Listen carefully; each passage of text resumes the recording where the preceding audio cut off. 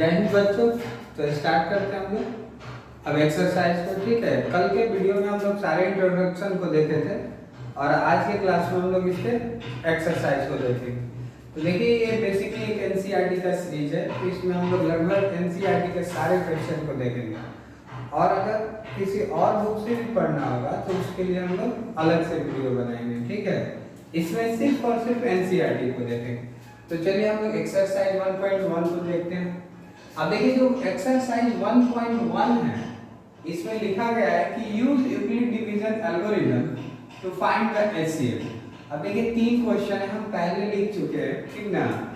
इसमें आपको एक क्वेश्चन करेंगे, बाकी आपको करना होगा और उसमें भी अगर नहीं बन पाएगा तब आप हमसे पूछ लेंगे। ठीक है, देखिए इंट्रोडक्शन में हम लोग क्या देखे थे कि इस चैप्टर में 2 चीजें बताए गए, एक लेमा और दूसरा हमारा क्या होता है भाई, दूसरा हमारा एल्गोरिथम हो जाता है। ठीक है, तो लेमा का मतलब क्या होता है कि जो ऑलरेडी प्रूवन स्टेटमेंट है उसको हम लोग लेमा कहते हैं और लेमा के हेल्प से जिसको प्रूव किया जाता है उसको हम लोग एल्गोरिथम कहते हैं। ठीक है, तो ये तो हमारा एल्गोरिथम की बात कही जा रही। अब लेमा में हम लोग क्या देखे थे कि कोई भी 2 नंबर था, पॉजिटिव नंबर था ए और बी था, उसमें ए को बी से डिवाइड करने पर क्यू बचता है और रिमाइंडर आर बचता है।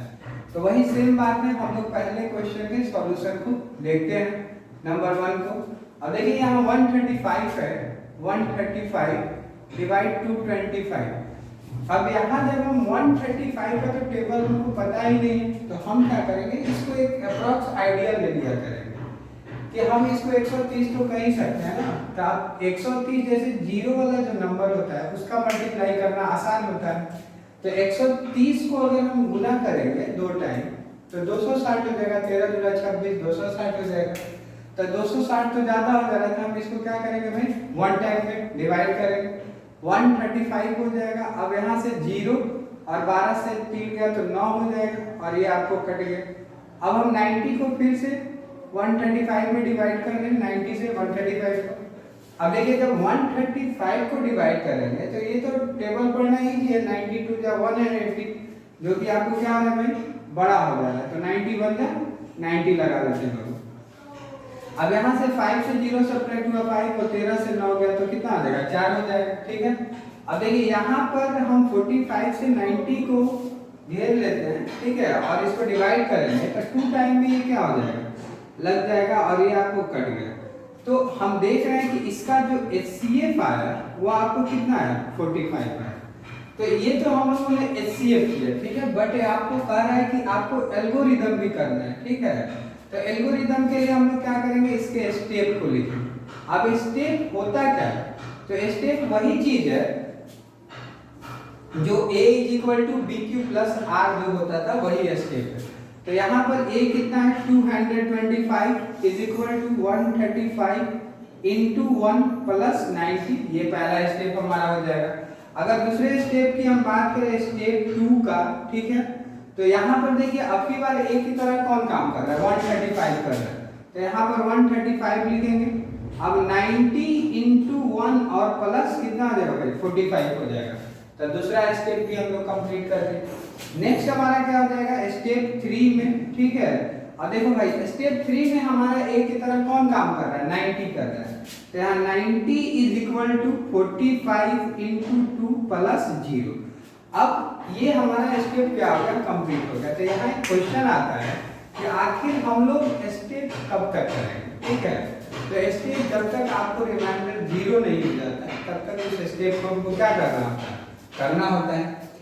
अब देखिए, ये तो ऐसा एचसीएफ रहा था, मतलब कभी कभी आपको क्या आएगा कि एक ऐसा भी एचसीएफ आ जाएगा जो डिवाइड ही कंप्लीट हो जाए। ठीक है, अगर हम एग्जांपल के तौर पर बात करें, अब सपोज मान लीजिए आपको ये 45 ही है, ठीक है, लेकिन दूसरा हमारा नंबर 9045 है, ठीक है, 9045 है, तो हमको फिर से तो एचसीएफ करने के लिए डिवाइड फर्स्टली करना पड़ेगा। तो अगर हम 45 से 9045 को डिवाइड करते हैं तो 45 2 जा 90 हमारे पास हो जाएगा, राइट, ये हमारा क्या हो गया, कैंसिल हो गया। अब आप बताइए, हम 4 को फॉरवर्ड करेंगे, नहीं लगेगा तो 0 देंगे, फिर से 5 को फॉरवर्ड करेंगे, यहाँ पर 1, 45 कट चुका है। ठीक है, तो अब देखिए इसमें तो हमको नेक्स्ट स्टेप करने की जरूरत ही नहीं पड़ी। तो क्या ये एचसीएफ नहीं है? ये भी एक एचसीएफ है। अगर पूछा जाए कि 45 और 9045 का एचसीएफ क्या होगा, तो ये भी हमारा कितना आ जाएगा? 45 हो जाएगा। हाँ बसंते इसमें आपको स्टेप एक ही होगा, वो अलग बात है, समझ रहे ना? तो अब जरूरी नहीं है कि सारे एचसीएफ निकालने के दौर में हमको पूरा कंप्लीट बहुत सारे स्टेप आए, ऐसा नहीं होता है। अब एक तरह से डिवाइड वाला जो नंबर भी होता है वो भी आपको क्या है? एचसीएफ ही है, ठीक है। अब इसमें हमको समझना क्या है कि इसका एचसीएफ का मतलब क्या है कि सबसे पहला कॉमन फैक्टर आपको क्या हो जा रहा है? तब 45 और 9045 का सबसे पहला कॉमन फैक्टर आपको क्या हो जा रहा है? 45 ही हो जा रहा है। तो नया करने की जरूरत नहीं है और यही हमारा क्या हो जाएगा? एचसीएफ हो जाएगा। तो इसके स्टेप्स क्या होंगे? इसमें सिर्फ और सिर्फ आपको एक ही स्टेप होगा और वो होगा 945, मतलब 9045 is equal to 45 into 201 plus 0, ठीक है। ये हमारा क्या हो गया? स्टेप हो गया। तो कभी कभी अगर ऐसा पूछता है तो ठीक है, बेसिकली आपको ऐसे ही 2-3 स्टेप वाले क्वेश्चन पूछे जाएंगे, ठीक है। तो ये आपको 1.1 में ये सारा ठीक है। अब आगे देखते हैं। देखिए 1.1 में और भी क्वेश्चन है, लेकिन वो बाकी जो क्वेश्चन है वो आपको किसका है? लेमा का है। और लेमा जो क्वेश्चन है वो हमारा क्या? डिलीटेड क्वेश्चन है, ठीक है। तो उसको हम लोग नहीं करेंगे, ठीक है। अब लेमा को समझेंगे कैसे? तो जब भी क्वेश्चन में अगर लिखा रहेगा कि सो दैट, प्रूव दैट, ऐसा कुछ भी आपको लिखा रहेगा तो आपको समझना है कि वो किस चीज का प्रॉब्लम है? लेमा का क्वेश्चन है, ठीक है। तो उसको करने की जरूरत नहीं। अब देखिए यहाँ 1.2 को हम लोग अगर देखें तो कह रहा है कि express each number as a product of its prime factor. देखिए भाई यहाँ प्राइम फैक्टर की बात कर रहा है, तो थोड़ा सा पहले प्राइम फैक्टर को भी सुन लेते हैं। देखिए प्राइम फैक्टर क्या होता है? तो प्राइम फैक्टर वो नंबर होते हैं जो प्राइम नंबर से डिवाइड होते हैं। अब प्राइम नंबर करने का मतलब क्या होगा कि 2 से डिवाइड हो, 3 से डिवाइड हो, 5 से डिवाइड हो, 7 से डिवाइड हो, ये सब हमको क्या है भाई? प्राइम नंबर है। तो क्या सर हम उसको 4 से भी डिवाइड कर सकते हैं क्या? तो नहीं कर सकते हैं ना, क्योंकि 4 एक प्राइम नंबर नहीं है। क्या हम 6 से भी उसको डिवाइड कर सकते हैं क्या? नहीं कर सकते हैं, क्योंकि 6 भी प्राइम नंबर नहीं है। मतलब कहने का होगा कि प्राइम फैक्टर का सिर्फ मतलब ही होता है कि आप उसको प्राइम नंबर से डिवाइड करेंगे, वही हमारा क्या हो जाएगा? प्राइम फैक्टर हो जाएगा। अब देखिए ये जो क्वेश्चन है कह रहा है कि इसमें और भी क्वेश्चन थे 2-3, हमने इसी क्वेश्चन को ले लिया है, ठीक है। अब देखिए हम इसको साइड में क्या कर लेते हैं? 3825 का पहले प्राइम फैक्टर कर लेते हैं। अब देखिए काटने का भी तरीका होना चाहिए, जितना देर में आप काटेंगे दूसरा बना लेगा। बहुत ज़्यादा ये क्वेश्चन बहुत ज़्यादा बड़ा अगर पूछेगा तो ऑब्जेक्टिव में ही पूछ सकता है, इससे ज़्यादा बड़ा नहीं पूछता है, ठीक है। तो ऑब्जेक्टिव करने के लिए बहुत ज़्यादा था, आप 40 सेकेंड टाइम लेंगे। तो आपको डिविजिबल रूल सारे याद होने चाहिए। आप किसका डिविजिबल रूल याद करें? तो हम उसी का ना याद करेंगे जो प्राइम नंबर होगा, ठीक है। तो अगर हम प्राइम नंबर की बात करें डिविजिबल रूल में तो 2 का याद रखेंगे, 3 का, 5 का, 7 का, ये सभी चीज़ों का, ठीक है। अब एक बात और डिविजिबल रूल से हमको याद आ गया कि देखिए हम लोग क्लास 6 में या 7th में आई थिंक पढ़े होंगे, डिविजिबल रूल का एक चैप्टर नहीं आता था, फैक्टर्स और मल्टीपल में।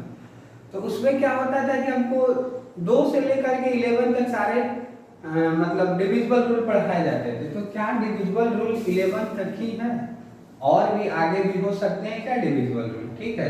तो इसको भी थोड़ा सा एक बार सुन लेते। देखिए 11 तक तो आपको लिखा हुआ मिल जाता है, लेकिन आपको पता है आगे के भी नंबर का भी डिविजिबल रूल होता है, ठीक है। तो उसको हम कैसे करेंगे? जैसे कहेगा कि कौन सा नंबर 20 से कटेगा, या right the divisible rule of 20, ठीक है, ऐसा बोल रहा है। तो आप इसको तोड़ लीजिए। अगर हम इसको तोड़ेंगे तो 4 गुने 5 लिख सकते हैं, ठीक है।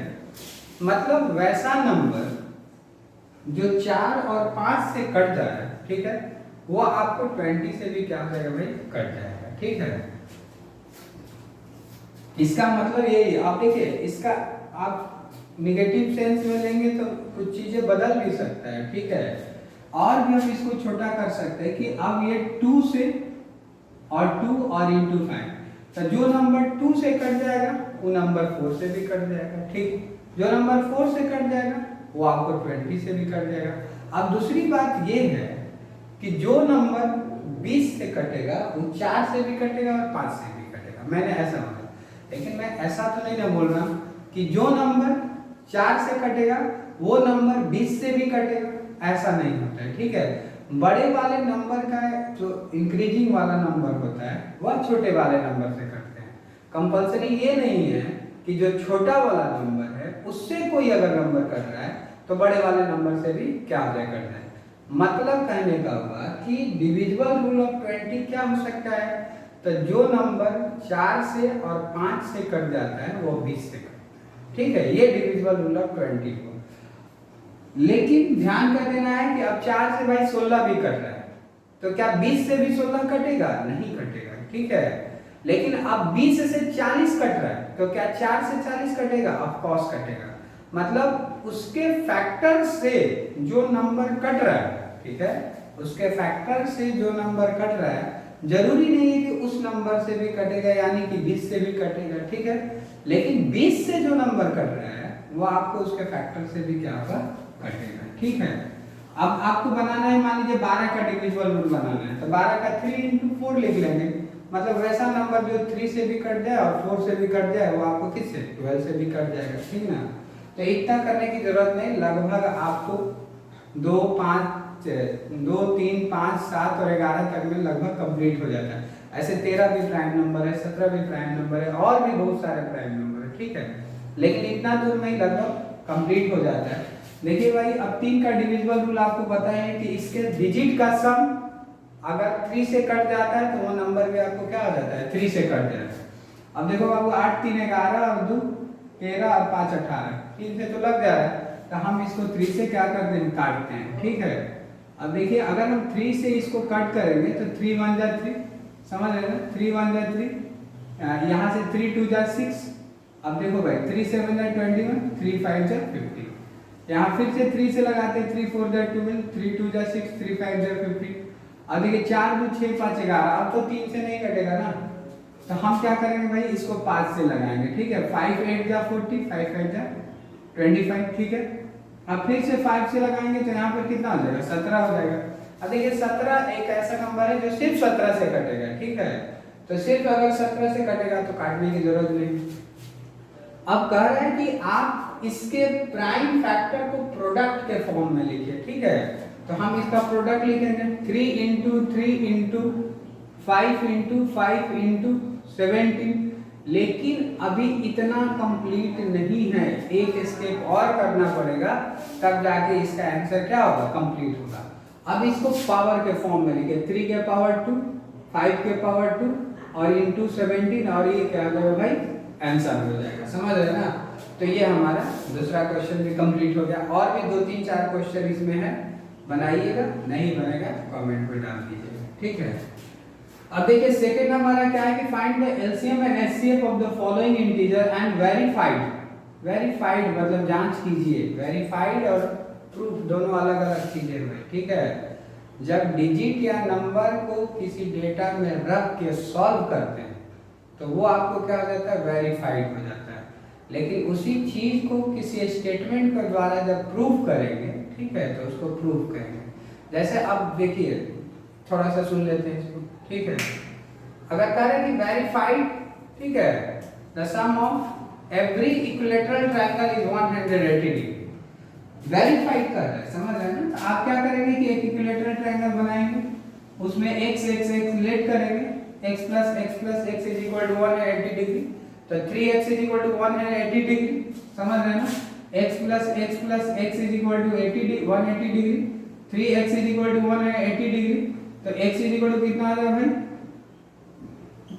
60 डिग्री। आपने ये क्या किया, वेरीफाइड किया। लेकिन अगर क्वेश्चन कहे कि prove that the sum of all angle of triangle is 180 degree, तब उसको हमको क्या करना पड़ेगा, ऐसे पैरेलल लाइन कंस्ट्रक्ट करना पड़ेगा, पैरेलल लाइन का प्रॉपर्टी लगाना पड़ेगा, तब जाके चीजों को हम प्रूव करेंगे, समझ में आता है ना। तो ये फिलहाल क्या कह रहा है बाबू, ये कह रहा है कि आप इसको वेरीफाइड कीजिए, ठीक है। तो याद कीजिए, इंट्रोडक्शन पोर्शन में आपको बताया गया है कि क्या होता है। अगर सॉल्यूशन की हम बात करें तो होता है कि LCM into HCF is equal to first number into second number, ठीक है। इससे हम वेरीफाई करेंगे कि अगर दो नंबर का जो प्रोडक्ट है उसके एलसीएम एचसीएफ के प्रोडक्ट के बराबर आ जाता है तो उसको हम लोग क्या कर सकते हैं भाई कि वो आंसर हमारा क्या है, सही है, वेरीफाइड है। ठीक है, तब देखिए 26 और 91 है, पहले हम इसका फैक्टर ही कर लेते हैं। तो 26 का देखिए डिवाइड मेथड भी होता है और आपको ऐसे डायरेक्ट भी प्राइम फैक्टर मेथड भी होता है, लेकिन हम लोग डिवाइड मेथड नहीं करेंगे क्योंकि इस चैप्टर में डिवाइड मेथड को नहीं पढ़ाया है, समझे। तो आप कोशिश कीजिएगा कि वो प्राइम फैक्टर ही कर लीजिए। ठीक है, तो 2 से इसको हम करेंगे तो कितना आ जाएगा वो 13, अब 13 से करेंगे तो कितना आ जाएगा 1 हो जाएगा। उसी तरह से अगर 91 को हम करेंगे तो यहाँ से कितना आ जाएगा 3। देखिए अब आप समझिए कि ये 7 से लग जाएगा क्या, 7 1 7 7 आपको 3 जा, ठीक है, तो 7 से लग जाएगा, तो 13 बार में लग जाएगा, यहाँ पर 13 से 1 टाइम में लग जाएगा। तो अगर हम कहें कि इसका एलसीएम क्या है, एलसीएम क्या हुआ, तो इन दोनों का जो भी फैक्टर है पहले हम लिख लेते हैं। 26 का फैक्टर 2 × 13 और 91 का जो फैक्टर है 7 × 13 है। ठीक है, तो देखिए एलसीएम क्या होता है कि जो दोनों में मिल जाए वो हमारा क्या हो जाएगा भाई, एलसीएम हो जाएगा, और जो बच गया उसको भी लिखना पड़ेगा। हम लिख लेते हैं इसको, पहले एक बार लिख के समझ लें एलसीएम। तो देखिए दोनों में आपको 13 मिल रहा है ना, तो इसका एलसीएम क्या हो जाएगा भाई, पहला स्टेप हम 13 जो पेयर होता है उसका एक ही लिखाएगा। अब देखिए क्या 2 दोनों में मिल रहा है, नहीं मिल रहा है, तो नहीं मिल रहा है तो हम इसके 2 को भी लिखेंगे और इसके क्या लिखेंगे बाबू 7 को भी लिखेंगे। ठीक है, तो 13 दूना 26 हो जाएगा और 26 साथ ही कितना हो जाएगा, 7 से इसको गुना कर लिए, 7 से 42 और 7 दूनी 14 और 4 18। ठीक है, 182 इसका क्या आ जाएगा, एलसीएम हो जाएगा। एक बार मल्टीप्लाई देख लीजिएगा, 6 7 42, 4 10, 7 दूनी 14 और 4 18, सही है। अगर हम इसके एचसीएफ की बात करें तो एचसीएफ क्या होता है, जो दोनों में सिर्फ मिल रहा है वो हमारा क्या है, एचसीएफ। ठीक है, तो यहाँ से मिल तो रहा है 13, तो 13 हमारा क्या हो जाएगा, एचसीएफ हो जाएगा। अब देखिए भाई यहाँ पर 182 लिखेंगे, इनटू आपको कितना 13 लिखेंगे और 26 लिखेंगे और 91 लिखेंगे। अब ये सही है कि गलत है इसको हम चेक कर रहे हैं। ठीक है, अब चेक कैसे करेंगे भाई, इसमें देखिए गुना करेंगे तो एक टाइम लगेगा, हमको दोनों साइड इक्वल सिर्फ दिखाना है, तो क्यों ना हम इसको काट लेते हैं, 13 गुना का 26। ठीक है, 2 से इसको काट लेते हैं, 9 और 1, यहाँ से 91 91, 1 इज इक्वल टू क्या हो गया, 1 आ गया। तो left side is equal to right side, दोनों साइड हमारा क्या इक्वल है, और अगर ये इक्वल है तो हम कह देंगे कि इट इज वेरीफाइड, ये हमारा क्या हो जाएगा, वेरीफाइड हो जाएगा। ठीक है, तो इतना आपको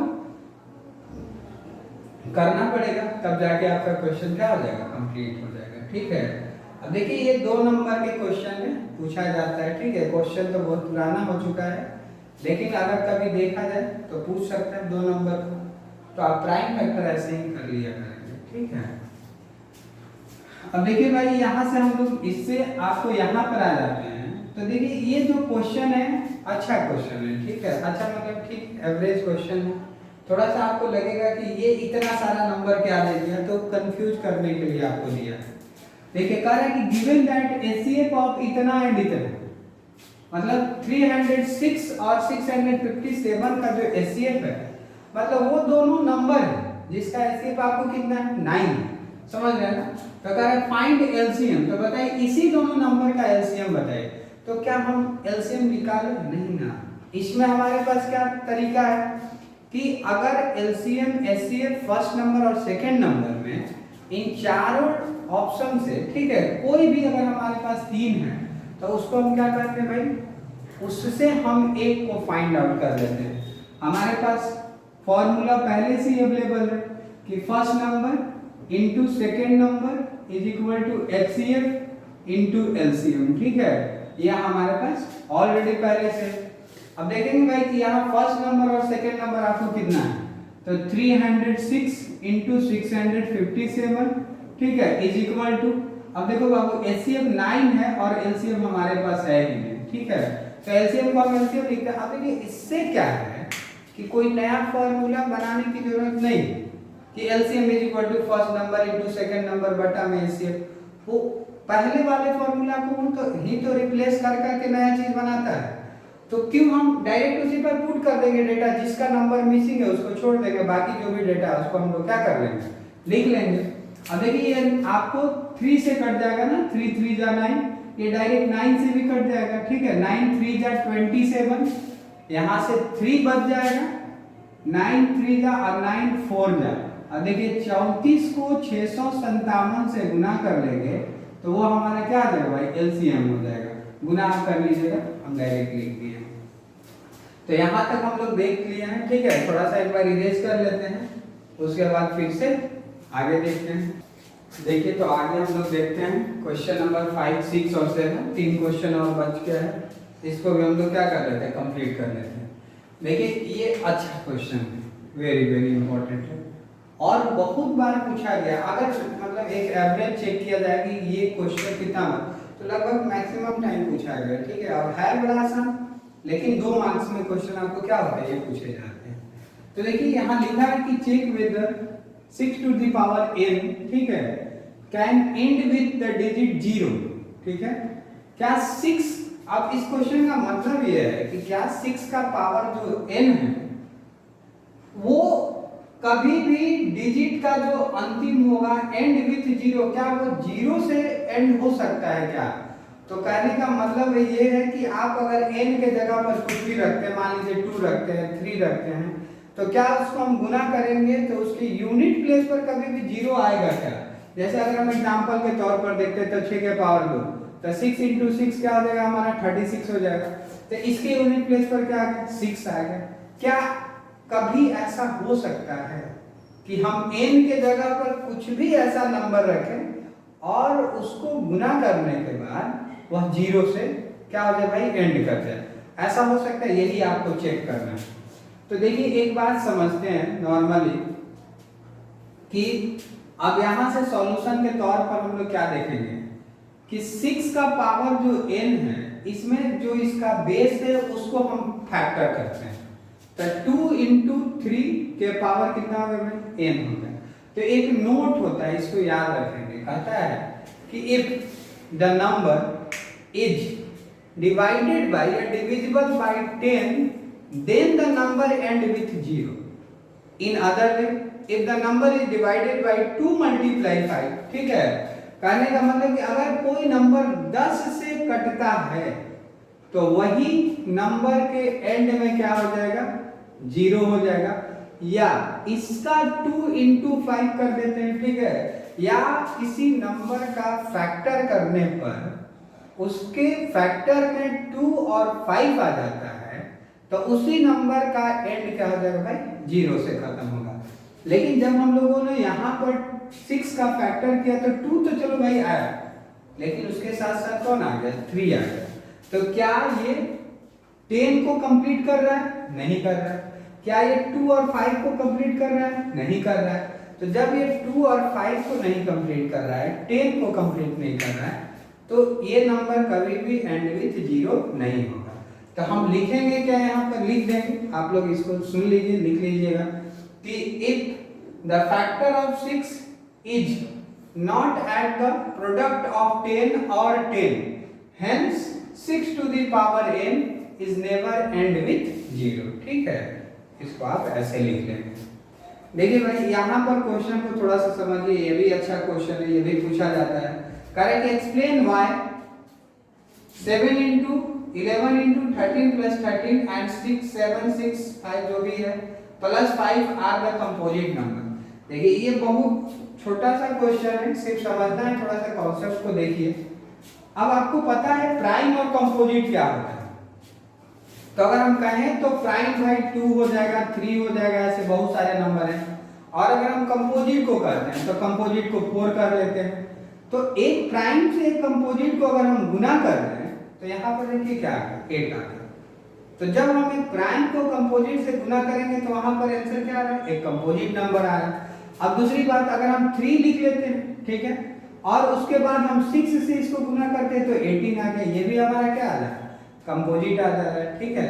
अब देखिए दूसरा वो बात है कि अगर आप किसी प्राइम को, ठीक ना, किसी प्राइम से गुना करेंगे तो वो अलग बात है कि वहां पर भी कंपोजिट आ जा रहा है। लेकिन हमको क्या जानना है कि अगर हम किसी प्राइम नंबर किसी कंपोजिट नंबर से गुना कर रहे हैं तो वहां पर रिजल्ट हमारा क्या आ रहा है भाई, कंपोजिट आ रहा है। ठीक है, तो हम लोग पहले पोर्शन को यहाँ पर से देखते हैं सॉल्यूशन में। ठीक है, तो 7 इंटू 11 इंटू 13 प्लस कितना हो जाएगा, 13 हो जाएगा। अगर आप क्लास 8 वाला में फैक्टराइजेशन आपको याद है तो आपको पढ़ाया गया था कि जो प्लस के रिलेटेड टर्म होता है जैसे 2x² और प्लस 3 इंटू x² प्लस 5, तो ये पूरा एक पार्ट होता था, ये दूसरा पार्ट होता था। और इससे हम लोग क्या करते थे, कॉमन लेते थे, या अगर माइनस होता था तब भी वहां से हम लोग क्या करते थे, कॉमन लेते थे। ठीक है, तो वैसे ही हम देख रहे हैं कि प्लस के जो ई साइड पोर्शन है ये एक पार्ट हो जाएगा, ये हमारा क्या हो जाएगा, दूसरा पार्ट हो जाएगा। अब इन दोनों पार्ट से हम 13 को क्या कर लेंगे, कॉमन कर लेंगे। तो 7 इंटू 11 इंटू ये निकल चुका है यहाँ पर, तो यहाँ कुछ नहीं बचा तो 1 बचा। ठीक है, प्लस यहाँ से ये 13 भी निकल चुका है तो यहाँ भी कुछ नहीं बचा, तो आपको क्या बचा, 1 बचा। ठीक है, अब इसको कैलकुलेट करते हैं, देखते हैं। 13 इंटू 11 7 77 और प्लस 1 कितना हो जाएगा भाई, 78 हो जाएगा। अब आप खुद से देख सकते हैं 13 तो हम मानते हैं कि वो हमारा क्या है, प्राइम नंबर है, लेकिन क्या 78 भी प्राइम नंबर है, नहीं, ये आपको क्या है, एक कंपोजिट नंबर है। तो जब हम इसको मल्टीप्लाई करेंगे तो ये आपको क्या आ जाएगा, कंपोजिट आ जाएगा। ठीक है, क्योंकि अभी जस्ट हम लोगों ने छोटे से एग्जांपल को रख के चेक किया, समझ रहे हैं। तो इस तरह से ये नंबर हमारा क्या हो जाएगा, कंपोजिट हो जाएगा। हम क्या लिख देंगे कि this number is a composite number. ठीक है, तो इस तरह से थोड़ा सा आपको कर लेना पड़ेगा। अब देखिए बहुत इंपॉर्टेंट है, इससे बहुत सारे क्वेश्चन पूछे जाते हैं, समझ में आता है ना, बहुत सारे क्वेश्चन पूछे जाते हैं। लेकिन इस एनसीईआरटी वाले एक्सरसाइज में सिर्फ एक ही क्वेश्चन दिया है। आर.एस. अग्रवाल का जो बुक है उसमें बहुत सारे क्वेश्चन दिए गए हैं। तो फिलहाल हम एनसीईआरटी का सीरीज देख रहे हैं, इसलिए इसी क्वेश्चन को करेंगे। एक नए वीडियो में हम लोग इससे रिलेटेड सारे डिफरेंट टाइप के क्वेश्चन को देखेंगे। ठीक है, पहले इस चीज को समझ लीजिए। लेकिन छोटा सा एक बात और आपको समझना है यहाँ पर कि कभी भी आपको get together, meet at a point, ऐसा कुछ भी कहे तो आपको इसमें हर हाल में सिर्फ और सिर्फ एलसीएम करना है। जैसे देखिए अगर आपको ध्यान होगा तो 7-8 क्लास में, 9th क्लास में भी बहुत फेमस ऐसे कुछ क्वेश्चन आते थे कि भाई एक टर्निंग पॉइंट है, वहां पर 3 लाइट लगा हुआ है। ठीक है, स्ट्रीट लाइट लगा हुआ है। अब ये जो स्ट्रीट लाइट है 2 सेकेंड, 3 सेकेंड, ठीक है, और 4 सेकेंड के इंटरवल पर क्या हो रहा है, जल रहा है। मतलब ये जला, फिर अगले 2 सेकेंड के बाद फिर से जला, ये 3 सेकेंड पर जल रहा है, फिर अगले 3 सेकेंड के बाद ही जल रहा है, फिर ये आपको अगले 4 सेकेंड के बाद जल रहा है।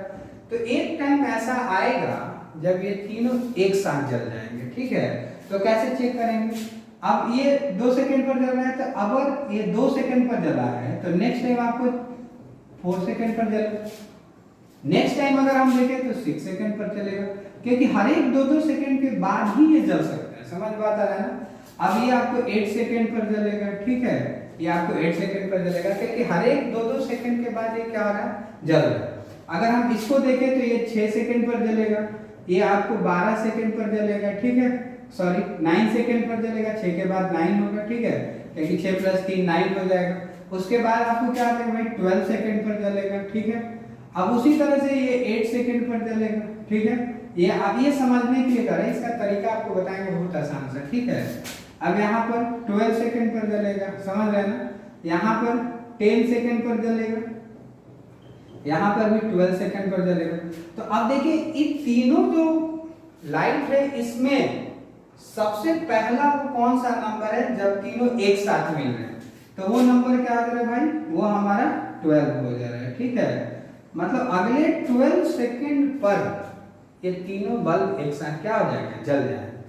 अब देखिए यहाँ एक क्वेश्चन और भी पूछ देता है कि ये सुबह के 9 बजे अगर एक साथ जले हैं, 9 AM में जले हैं, तो बताइए अगले कितने देर के बाद जलेंगे, तो 9:12 पर जलेंगे। समझ बता रहे हैं ना, क्योंकि हर एक 12 सेकंड के बाद ये एक साथ जलना शुरू करते हैं।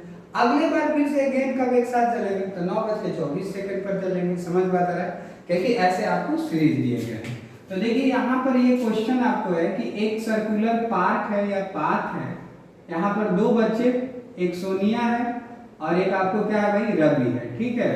दोनों रन कर रहे हैं, दौड़ रहे हैं। अब एक का जो दौड़ने का ये टाइमिंग है 18 मिनट में कंप्लीट करता है और एक का जो टाइमिंग है 12 मिनट में।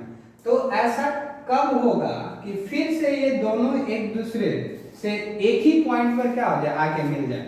तो अभी मैंने आपको बताया कि जब भी मीट टुगेदर की बात होती है तो आपको क्या समझना है कि वहां पर एलसीएम करना है, ठीक है। तो हम लोग 18 और 12 का एलसीएम कर लेते हैं।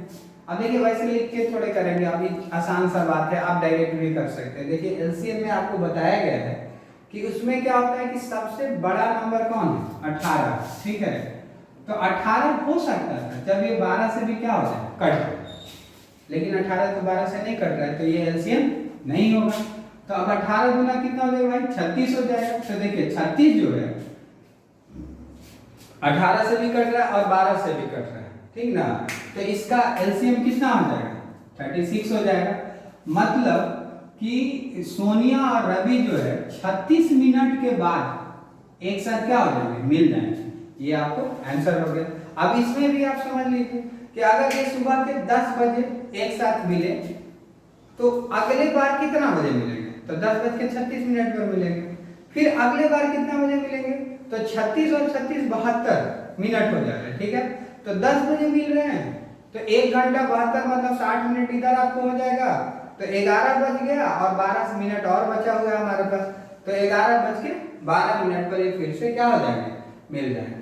और इस तरह से हम लोगों ने एक्सरसाइज 1.2 को भी खत्म किया। एक और 1.3 है उसको भी कंप्लीट कर ही लेते हैं। ओके, एक्सरसाइज 1.3 को हम लोग देखते हैं, ठीक है। देखिए ये बहुत फेमस क्वेश्चन है, लगभग हमको लगता है कि हर एक साल पूछ देता है, कभी कभी बीच में रोकेगा तो लेकिन अगले साल श्योर पूछ देता है। तो हो सके इस साल ही पूछ दे, ठीक है। यहाँ पर √2 भी हो सकता है, √3 भी हो सकता है, √5 भी हो सकता है, √7 भी हो सकता है, √8 भी हो सकता है। ऐसे बहुत सारे क्वेश्चन होंगे। तो हम लोग एक ही सवाल से सारे चीजों को समझेंगे। एक और भी आपको इसी में क्वेश्चन नंबर दिया गया था, उसको भी हम लोग क्या कर लेंगे, देख लेंगे। ऐसे तो इससे ज्यादा आसान वो ही पड़ जाता है, ठीक है। वहां पर लिख देता है क्योंकि हम लोग प्रूव कर लेंगे ना कि √5 हमारा इरेशनल नंबर है और वो यहाँ पर यही मल्टीपल है, तो ये तो और डायरेक्ट भी हम इसको क्या कर सकते हैं, प्रूव कर सकते हैं। अब देखिए लिखा है कि prove that √5 is an irrational number, ठीक है। तो आपको क्या करना है कि ये एक तरह का कंट्राडिक्शन क्वेश्चन है ना। √5 हर हाल में हमको प्रूव करना है कि वो एक इरेशनल नंबर है, ठीक है।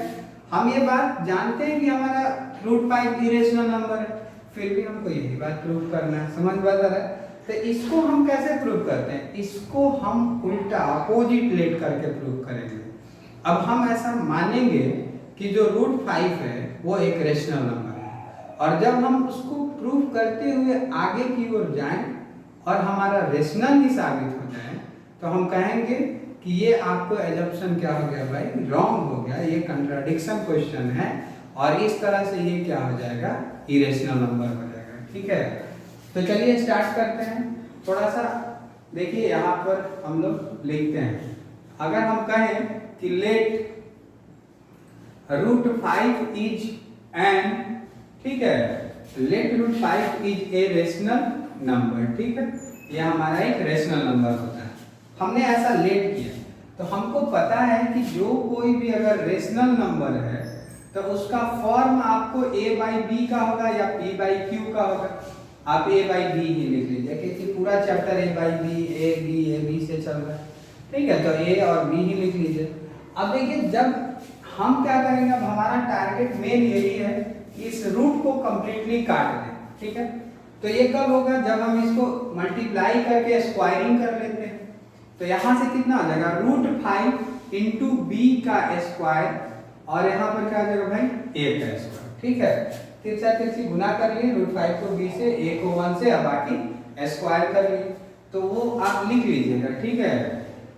लिख दें multiply cross multiply cross multiply multiply cross multiply, ठीक है। तो √5 इंटू b हो जाएगा और यहाँ a हो जाएगा। अब क्या करेंगे कि स्क्वायरिंग बोथ साइड, ठीक है। दोनों साइड स्क्वायरिंग कर लेते हैं। तो स्क्वायरिंग करेंगे तो √5 और b का स्क्वायर हो जाएगा और यहाँ पर आपको क्या हो जाएगा, a का स्क्वायर हो जाएगा। अब देखिए आप एक चीज समझिए, ये स्क्वायर जो है इसके ऊपर भी है और इसके ऊपर भी, ठीक समझ रहे हैं ना। तो हम दोनों का स्क्वायर करेंगे तो अगर हम √5 का स्क्वायर करेंगे और b का स्क्वायर करेंगे और यहाँ पर a, तो ये स्क्वायर से रूट क्या हो जाएगा, कट जाएगा। तो यहाँ पर क्या बचेगा भाई, 5b स्क्वायर और यहाँ पर आपको क्या बचेगा, a स्क्वायर बच जाएगा। अब देखिए इस 5 को हम क्या करेंगे, उस साइड लेके जाते हैं, तो b स्क्वायर बराबर आपको क्या, a स्क्वायर अब बाई में 5, ठीक है। अब ये सारा चीज लेट पर ही चल रहा है ना, तो आपको इसमें ज्यादा सोचने की जरूरत नहीं है, ये सिर्फ समझना है। इसका मतलब ये हुआ कि जो a square is divisible by 5,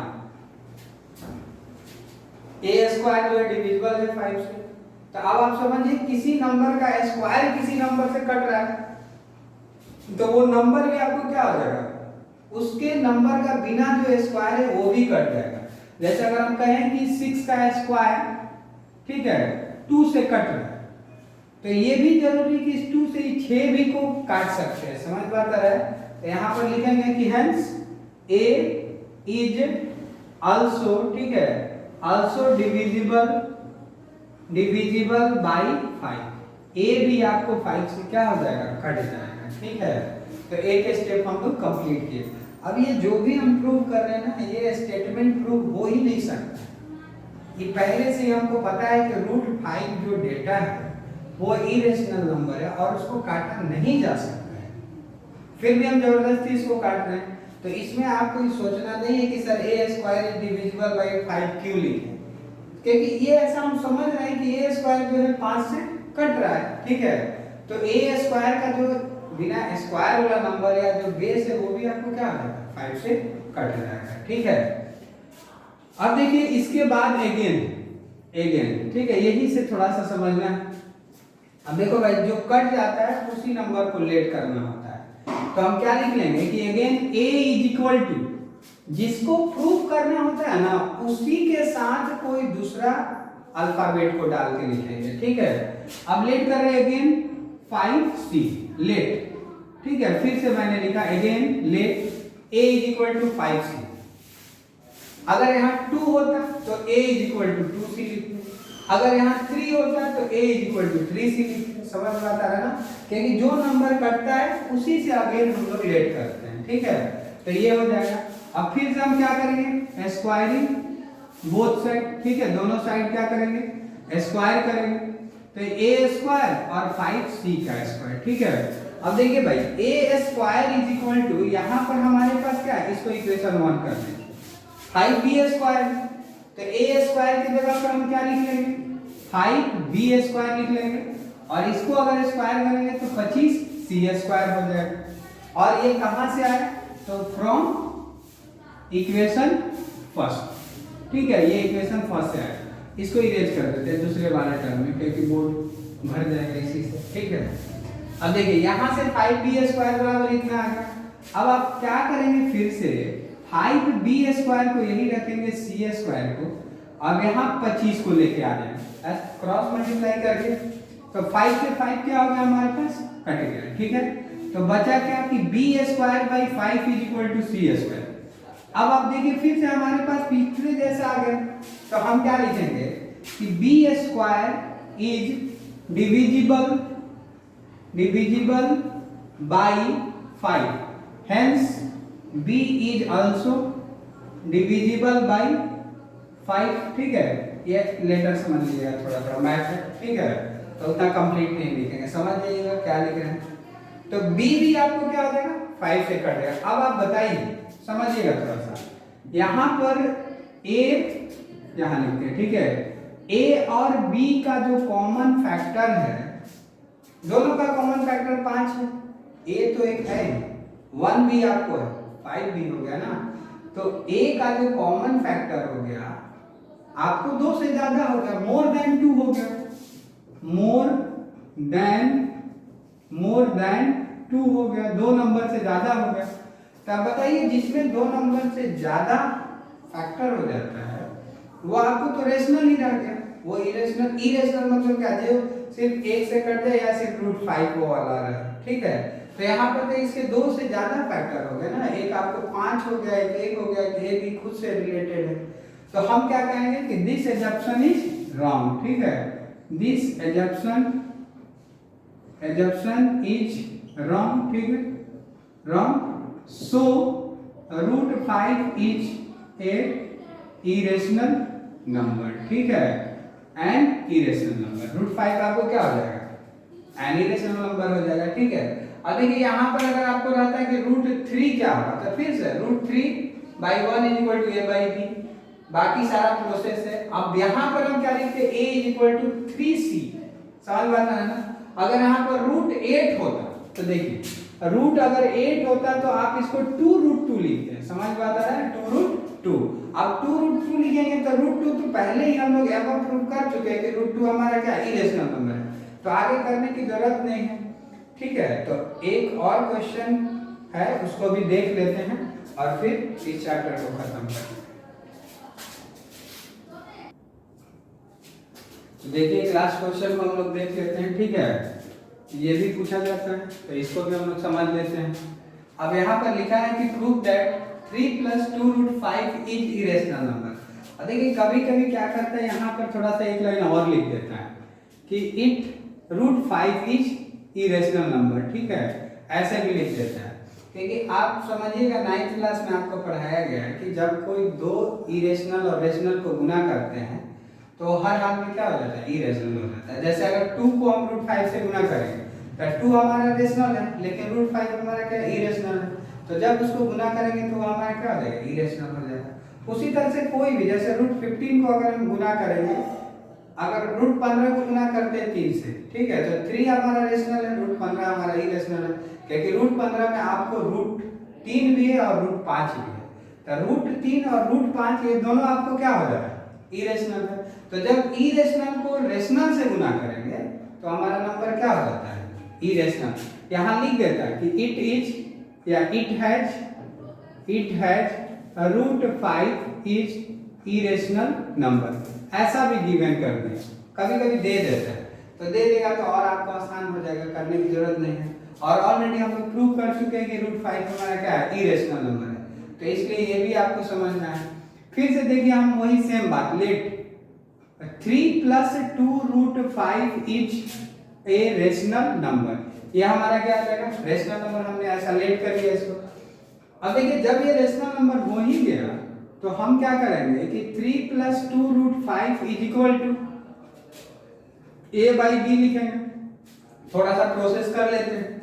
अब देखो बाबू, यहां से 2√5 = a/b, इस 3 को इधर ले जाएंगे तो 3, नीचे में कुछ नहीं रहा तो 1 रहा, ठीक है। अब इसको हम चेंज करेंगे तो यहाँ पर b हो जाएगा तो a माइनस, अब b 3b हो जाएगा, ठीक है, ऐसे आपको हो गया।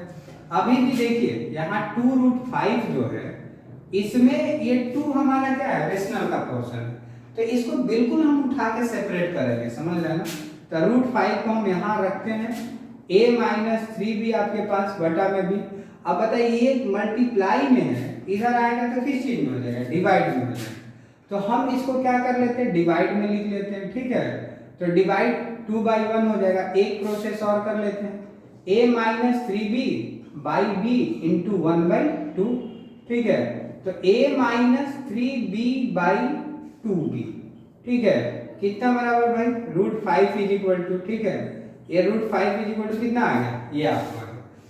अब देखिए किसी रेशनल नंबर से रेशनल नंबर को घटाते हैं तो वो वैल्यू हमारा क्या हो जाता है, रेशनल नंबर हो जाता है।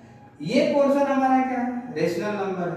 और जो रेशनल नंबर के इक्वल में अपोजिट साइड होता है वो भी आपको क्या होगा, एक रेशनल नंबर होगा।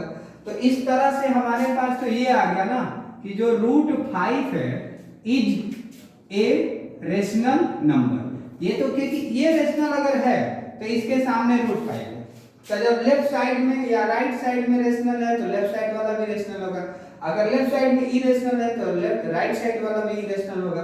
तो ये रेशनल है तो ये भी हमारा रेशनल हो जाएगा, ठीक है। बट हमारे पास गिवन क्या है, कि √5 इज एन इरेशनल नंबर, ये हमारे पास गिवन है। अगर गिवन नहीं भी रहेगा ना तब भी आप लिख लीजिएगा कि above √5 is an irrational number. तो देखिए एक ही चीज दो बात कैसे हो सकता है, ये रेशनल भी हो रहा है और ये इरेशनल भी हो रहा है। तो ये हमारा क्या हो जा रहा है भाई, एजम्पशन रॉन्ग हो जा रहा है। और इस तरह से हम क्या लिख सकते हैं कि hence 3 + 2√5 is an irrational number, और ये आपको प्रूव्ड होता है। और यहाँ पर हमारा एक्सरसाइज 1.3 भी खत्म होता है। Thank you. ओके।